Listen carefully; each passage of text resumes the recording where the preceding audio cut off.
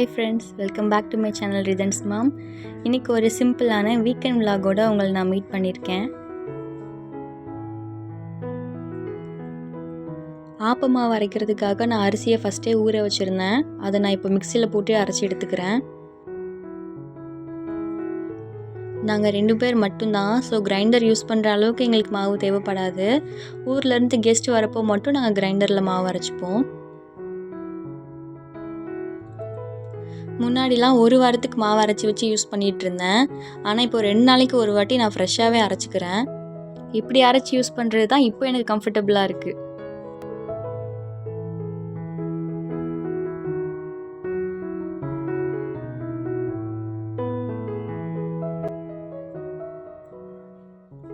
இன்றைக்கி நைட் டின்னருக்கு நான் சப்பாத்தி தான் செய்ய போகிறேன். அதனால் ஃபஸ்ட்டே மாவு பிசைஞ்சு எடுத்து வச்சிடுறேன்.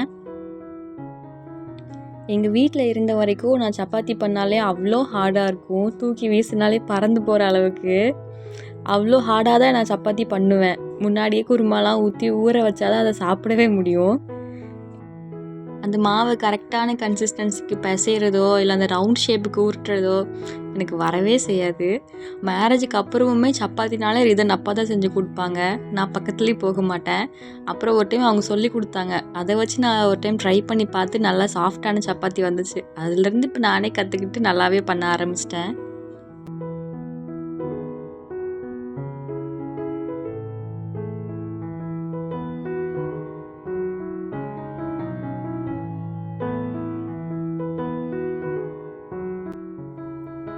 ரிதன் அப்பா மார்க்கெட் போயிட்டு வெஜிடபிள்ஸ் எல்லாம் வாங்கிட்டு வந்திருந்தாங்க. அந்த ஃப்ரிட்ஜில் வைக்கிறதுக்கு முன்னாடியே ஒரு டைம் ஃப்ரிட்ஜ் நல்லா டீப் க்ளீன் பண்ணி விட்டுடலாம் அப்படின்னு சொல்லிட்டு நான் எல்லாத்தையும் வெளியே எடுத்து வைக்க ஆரம்பிச்சிட்டேன். ரொம்ப நாள் ஆச்சு ஃப்ரிட்ஜை டீப் க்ளீன் பண்ணி. கையோடு இந்த வேலையை முடிச்சிடலான்னு சொல்லி நான் ஆரம்பிச்சிட்டேன். வேலையாக உள்ளே இருக்கிற லெஃப்ட் ஓவர்ஸ் எல்லாம் நான் வெளியே எடுத்து வச்சுட்டேன். குழம்பு கூட்டுன்னு எது மிச்சம் வந்தாலும் உள்ளே எடுத்து வைக்கிறதோட சரி. அப்புறம் அதை கண்டுக்கு போகிறதே கிடையாது. மறுபடியும் எடுத்து யூஸ் பண்ணுறதும் கிடையாது. தூக்கி போடவும் மனசு வராது. ஆனால் ஃப்ரிட்ஜில் வச்சதுக்கப்புறம் 2 நாள் 3 நாளுக்கு அப்புறம் வெளியே தூக்கி போடுறது, இதே வேலையாக போச்சு. அப்புறமா டோரில் இருந்த ஐட்டம்ஸ் எல்லாம் நான் எடுத்து பார்த்து எக்ஸ்பைரி டேட்டெல்லாம் செக் பண்ணி பார்த்துட்டு ஒன்று ஒன்றா வெளியே எடுத்து வச்சிட்டு இருந்தேன். ஃப்ரிட்ஜில் எது இருக்குதோ இல்லையோ நெயில் பாலிஷ் கண்டிப்பாக இருக்கும். ஏகப்பட்ட நெயில் பாலிஷ் வாங்கி எல்லாம் ஃப்ரிட்ஜுக்குள்ளே தாங்க ஸ்டோர் பண்ணி வைக்கிறது.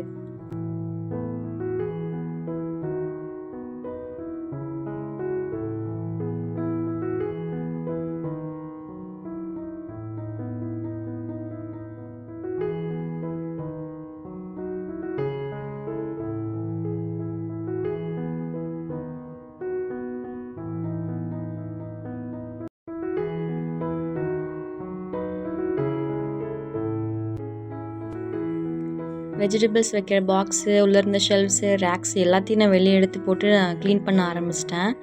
அப்புறமா நான் ஃப்ரிட்ஜை ஃபஸ்ட்டு ப்ளெயின் வாட்டர் வச்சு நான் தொடச்சி விட்டுட்டு, அதுக்கப்புறமா விம் ஜெல் கொஞ்சம் வச்சு நான் க்ளீன் பண்ணிவிட்டு, அப்புறம் ஒரு ட்ரை கிளாத் வச்சு நான் தொடச்சி விட்டுட்டேன்.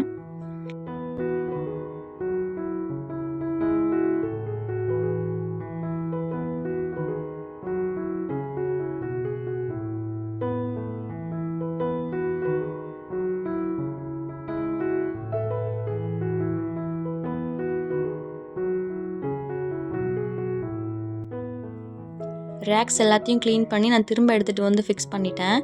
டோரில் வைக்கிற ஐட்டம்ஸ் மட்டும் நான் எடுத்து அரேஞ்ச் பண்ணி வச்சுட்டு, நான் வெஜிடபிள்ஸ் அப்படியே கேரி பேக்கோடு உள்ளே எடுத்து வச்சிட்டேன். நெக்ஸ்ட் டே மார்னிங் தான் அதை நான் ப்ராப்பராக அரேஞ்ச் பண்ணி வச்சேன்.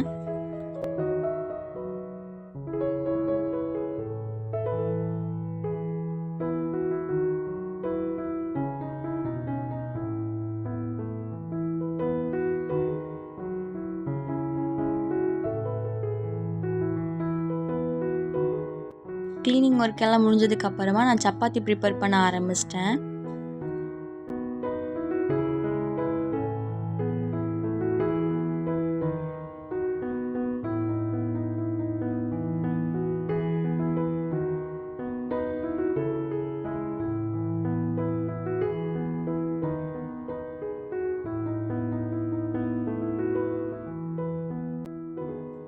சப்பாத்தினாலே எல்லோரும் குருமா தான் சைட் டிஷ்ஷாக கேட்பாங்க.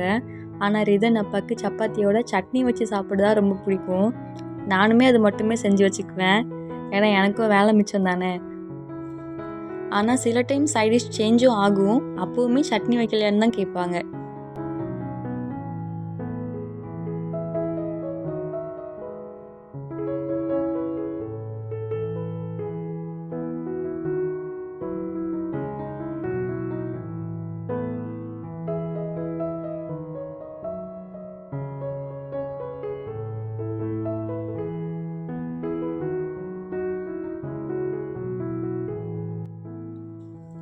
இது நெக்ஸ்ட் டே மார்னிங் எடுத்த வீடியோ.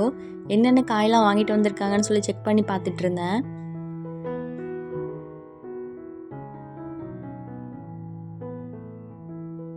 முன்னாடிலாம் டி நகர் போயிட்டு பல்காக வாங்கிட்டு வந்துடுவோம்.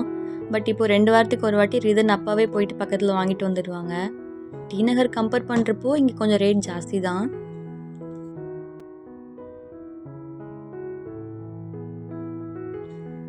வெஜிடபிள்ஸ் எல்லாம் ஸ்டோர் பண்ணி வைக்கிறதுக்காக நான் ஸ்டோரேஜ் பாக்ஸஸ் வந்து ஆர்டர் போட்டிருக்கேன். என்னதான் கவரில் சேஃப்டியாக வச்சாலும் கூட சிலதெல்லாம் சீக்கிரமே கெட்டு போயிடுது. அதனால் இந்த டைம் கண்டெய்னர்ஸ் வாங்கி யூஸ் பண்ணி பார்க்கலாம் அப்படின்னு நினச்சிருக்கேன்.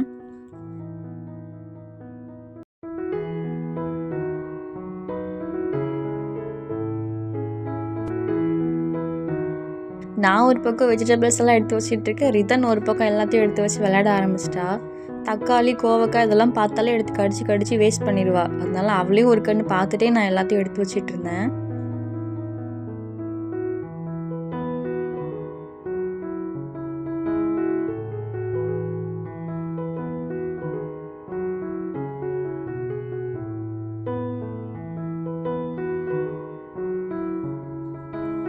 ரொம்ப நேரமாக சுற்றிட்டே வந்துட்டு இருந்தா. சரின்னு ஒரு தக்காளி பழத்தை எடுத்து கொடுத்து உட்காருன்னு உட்கார வச்சிட்டேன். அப்போ தான் நம்மளையும் கொஞ்சம் வேலை செய்ய விடுவான்னு.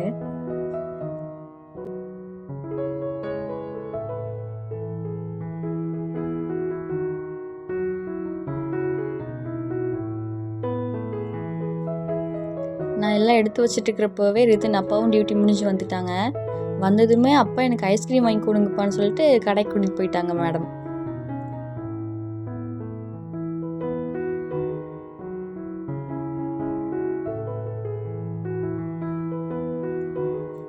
கருவேப்பிலை, மல்லி இலை, பச்சை மிளகா எல்லாமே நான் இந்த பாக்ஸில் தான் ஸ்டோர் பண்ணி வைப்பேன். கீழே டிஷ்யூ பேப்பர் போட்டு வைக்கிறப்போ ஃப்ரெஷ்ஷாக இருக்கும், சீக்கிரம் கெட்டும் போகாது. அதனால் அதை மட்டும் இந்த பாக்ஸில் போட்டு வைப்பேன்.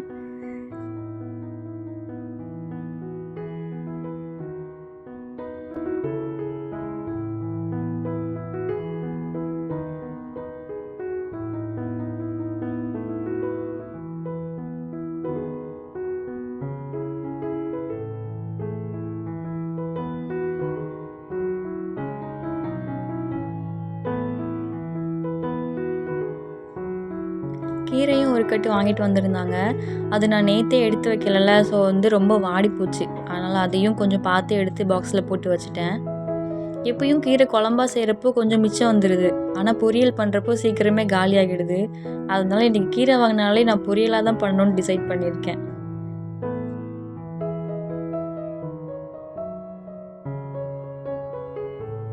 ஒரு வழியாக வெஜிடபிள்ஸ் எல்லாமே நான் அரேஞ்ச் பண்ணி முடிச்சிட்டேன். ஃப்ரிட்ஜ் டோரில் வந்து நான் அடிக்கடி யூஸ் பண்ணுற ஐட்டம்ஸ் எல்லாம் ஸ்டோர் பண்ணி வச்சுருக்கேன்.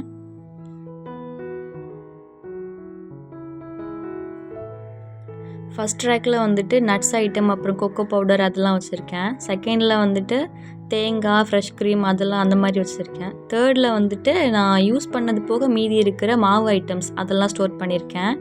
கீழே லாஸ்ட்டில் வந்துட்டு பருப்பு ஐட்டம்ஸ். இது வந்து மருதாணி இலை கொஞ்சம் நான் ஊருக்கு போயிருந்தப்போ எடுத்துகிட்டு வந்தேன்.